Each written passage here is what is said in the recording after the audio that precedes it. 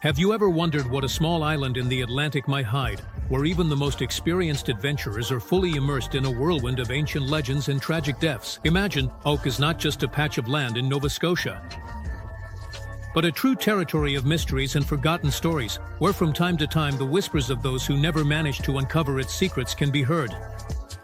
6 brave souls have already become a permanent part of this island, for according to ancient legend, only the 7th sacrifice will allow the lost treasure to be found.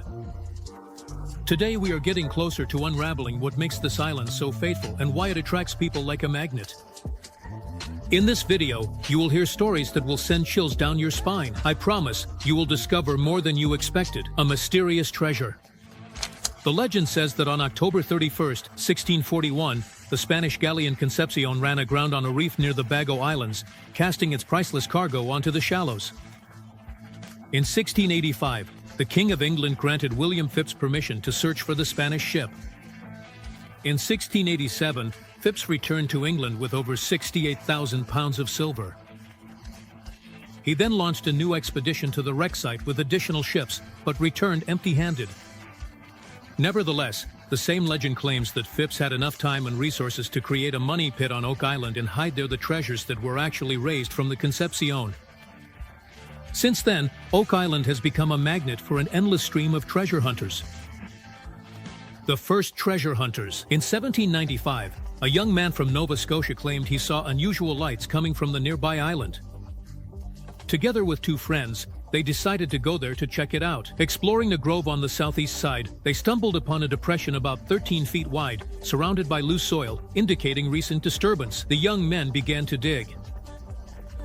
At a depth of just over 1.5 feet, they discovered a ring of stones, and at nearly 10 feet deep, a wooden platform made of neatly laid logs. Another similar platform was found, 19.5 feet below. However, no valuables were discovered. Subsequently, the depression was named the Money Pit. In the 19th century, the Onslow Company began the first official treasure hunting expedition. Continuing the earlier excavations, they discovered new platforms every 10 feet, as well as layers of plaster, charcoal, and coconut fibers. According to legends, the team made a significant discovery at a depth of 98.5 feet. They found a stone with mysterious writings in 1860. A linguist professor from Dalhousie University in Nova Scotia analyzed the stone and determined that it contained a cipher stating, "At a depth of 40 feet lies a treasure worth £2 million. Onslow continued their work, and at the 98.5-foot mark, they believed they had stumbled upon a treasure chest. They stopped working in the evening and returned the next day, but found that the shaft was flooded with water up to 59 feet. This incident forced the company to halt its search, and it was disbanded in 1805. The mysteries of Oak Island. The 1849 expedition started from the nearby town of Truro. The team drained the shaft and reinforced its walls. During drilling, layers of wood and soft metal were discovered, which led to speculation about the presence of treasure chests. However, this time, the bottom of the shaft suddenly collapsed, once again filling with water and carrying away any possible treasure. The expedition members concluded that they had encountered an artificial tunnel that connected the shaft to Smith's Cove, located 490 feet away, allowing water to flow in freely. In 1897, a new group of researchers found a fragment of thin parchment with writing resembling the letter V. Experts from Harvard University confirmed the authenticity of this document, but did not reveal the mystery. That year, a tragic event occurred. One of the expedition members died. In 1965, 4 people died from poisoning by toxic gases.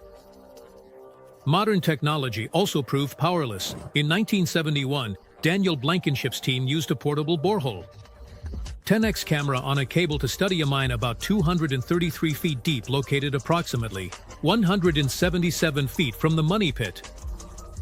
Although the participants claimed to have seen a chest and a severed human head at the bottom of the mine, this information was not officially confirmed. The show of the Curse of Oak Island. In 1995, American Rick Lagina learned that legendary treasures might be located on Oak Island in Nova Scotia. This news inspired him to organize a new treasure hunt.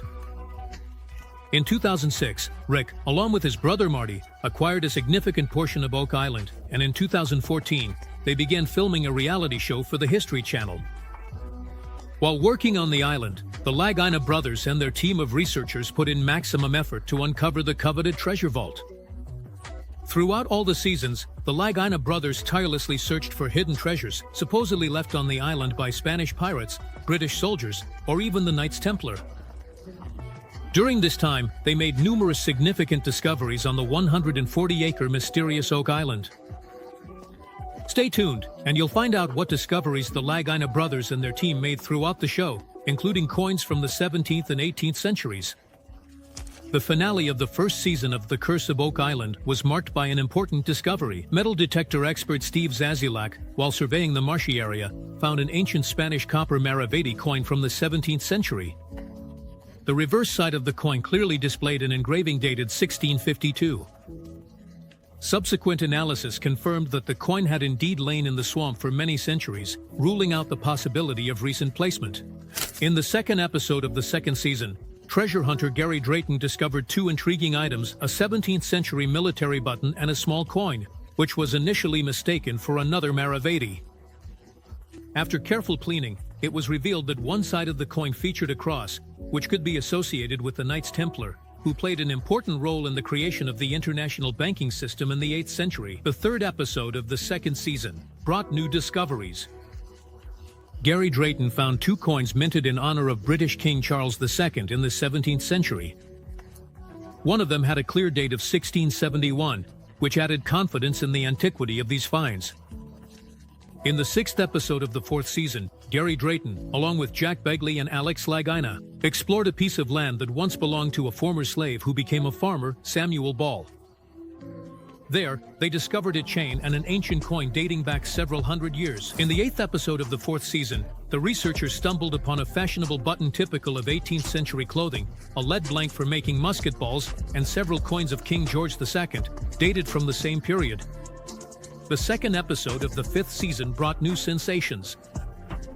Gary Drayton and his metal detecting team unearthed a 17th century musket ball and then found a fragment of a Maravedi coin that had been cut into pieces. In the third episode of the fifth season, the Lagina brothers and Gary Drayton, while studying the ruins of Dunfield, found a pair of English coins with a portrait of King Charles II on one side and dated 1673. And the year 1694 on the other. The premiere of the sixth season delighted with a new discovery. Drayton and the Lagina brothers managed to find a large copper 2-pence coin featuring the profile of King George III. The unique feature of this coin was that it was minted in 1797 and made of copper, unlike the traditional silver coinage. These numerous finds of coins from the 17th and 18th centuries suggest that the treasure hidden in the depths of Oak Island may be real. What else was discovered in the depths of Oak Island? Artifacts found in seasons V and 6 in the 15th episode of the fourth season of The Curse of Oak Island. Gary Drayton finds a round object that turns out to be a gold-plated button from British military uniform of the 17th to 18th centuries. In the 8th episode of the 5th season, Dan's Breakthrough, the Lagina brothers and Gary Drayton find a fragment of a small horseshoe, likely intended for a mule and pony. Shortly after that, they make an even more exciting discovery, a fragment of a cartridge, a type of artillery shell. The third find is a small coin, presumably from the 17th century. In the 10th episode of the 5th season, the Seekers discovered a lead cross from the 13th century. One of the Lagina brothers suggested a connection to the Knights Templar, based on the design's similarity to carved elements seen in the Templar prison. In the 15th episode of the 5th season, Gary Drayton and the Lagina brothers explored the territory of former treasure hunter Fred Nolan and found a decorative plate for a handmade lock. This piece may have been part of a treasure chest, which makes the find particularly interesting. But will it lead to the treasure? The search continued. In the 16th episode of the same season, Rick Lagina and Gary Drayton found a brooch and an item that was initially thought to be a multifaceted ruby. It was later revealed that it was a rhodolite, hand-cut and set in a silver frame, dated between 1500 and 1600. But these weren't the only interesting finds. What else did the treasure hunters manage to uncover?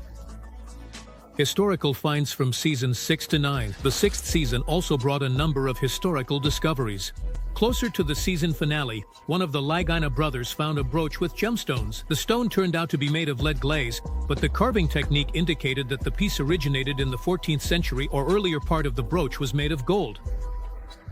Shortly after that, the team discovered a long arrow-like piece, initially thought to be a crossbow bolt. However, after detailed analysis, it was found that this item could be the upper part of a pilum, an ancient Roman throwing weapon used from the 1st century BC to the 5th century AD.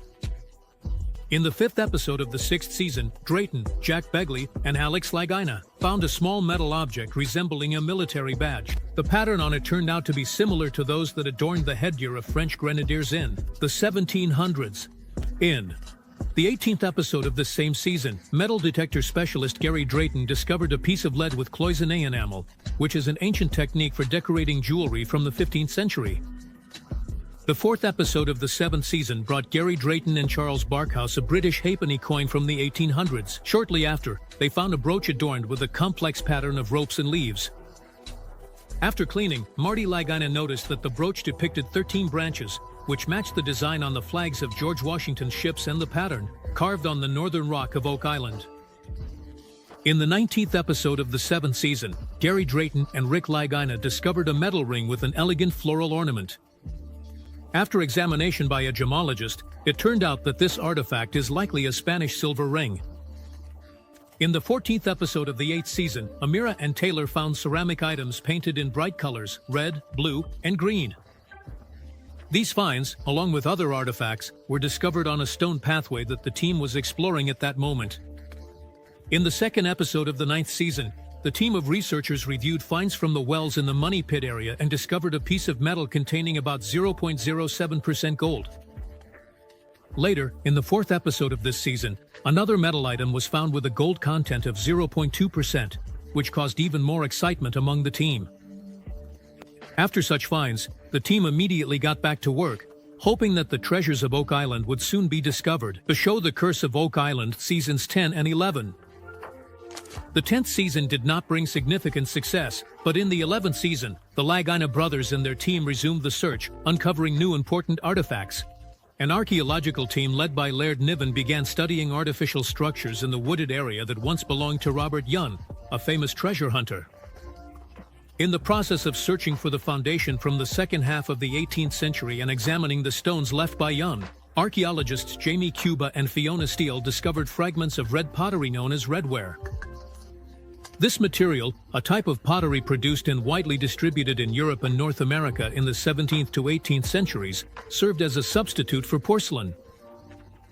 Shortly after, the team found a metal object the size of a modern smartphone, deeply embedded in the ground. According to Marty Lagina, it could have been a metal latch that once secured the doors of a basement or hatch. Further investigation revealed that it was a river spike from the first half of the 19th century. While studying the bottom of the water body north of Oak Island, treasure hunters came across numerous underwater objects of unknown origin. Among the finds was a 12-inch handmade wooden board, ceramics with blue patterns, remnants of a sea clay pipe, and a coin whose design vaguely resembled ancient Chinese coins from 1,000 years ago. The team also managed to uncover 2 ancient coins. The first coin dated back to the period between the 100s and 300s AD, while the second, featuring an image of an unknown man, was over 2,000 years old and is likely the oldest coin ever found on Oak Island. 2 more coins were also discovered. One of them, a British Tudor coin from the 16th century with a lattice design on one side, could support Sir William Phibbs' hypothesis. The other coin, dated to the 6th to 8th centuries, appears to be Indian. This is the first such find on Oak Island. The treasure hunt on Oak Island continues to this day. In November 2024, the long-awaited 12th season of the show The Curse of Oak Island began. An exciting event may be just around the corner, and we might finally uncover the mystery of this mystical island. Meanwhile, as the treasure seekers search for the next treasure, I, my friends, want to make you a very interesting offer. You have a unique opportunity to become part of our team. If you have video editing skills, can voice videos in Russian, English, and other languages, or write interesting scripts, we would be happy to work with you. Message our Telegram bot. The link is in the description. That's all for today. See you soon.